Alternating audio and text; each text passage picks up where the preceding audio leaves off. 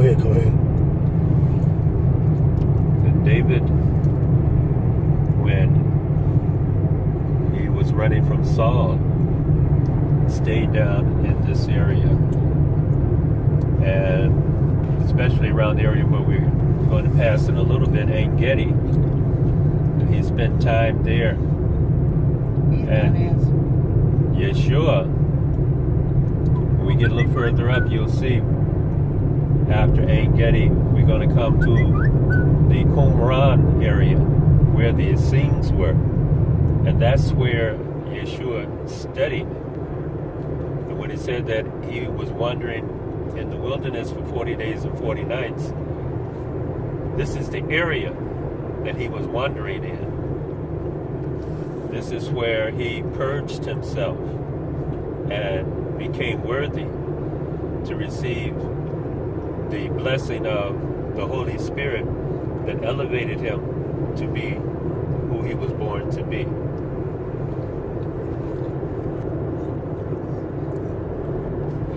In most teachings, in a lot of teachings, it's understood that the Negev region, this area of Israel, is the spiritual center. This is where Abraham, Isaac, and Jacob lived. And there's a spiritual blessing that comes from being in this area, moving through this area. There's something special that the Creator wants us to get by being here. There for a period of time. The people stayed there because they were living good. They were living in Goshen. They were living in the best land in Egypt.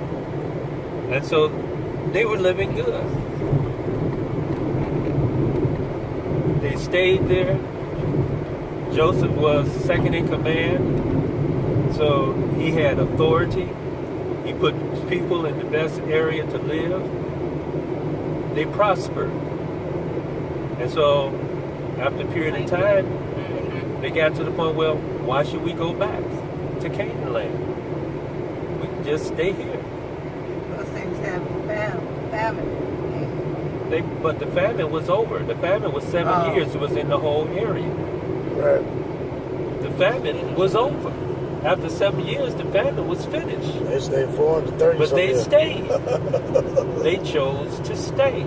Remember, we didn't begin to be abused or misused until that Pharaoh died. And it said the people that came afterwards, they didn't know Joseph. Right. They didn't know the blessing that he had brought to the land. And so, because of the increase in the number of our people, they began to look upon us suspiciously and to think that, well, if they decide to raise up, they might, overcome us. Yeah, because we was prosperous. So we were prosperous and we were numerous. Right. So the people began to say, to deal with us differently. They began to deal with the main point is that we chose to stay in Egypt. We were not instructed to stay in Egypt. We chose to stay there. And the reason we chose to stay is because of the prosperity. That's why it says America today would be like ancient Egypt. Yeah.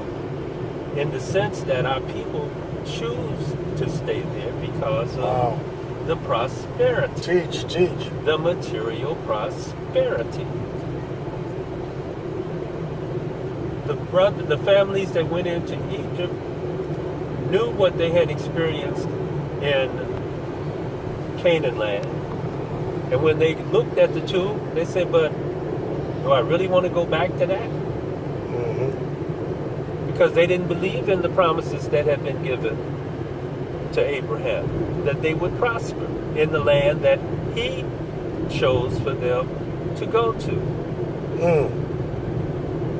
So they stayed in the land that they chose. Yeah. And they saw as being the land of blessings.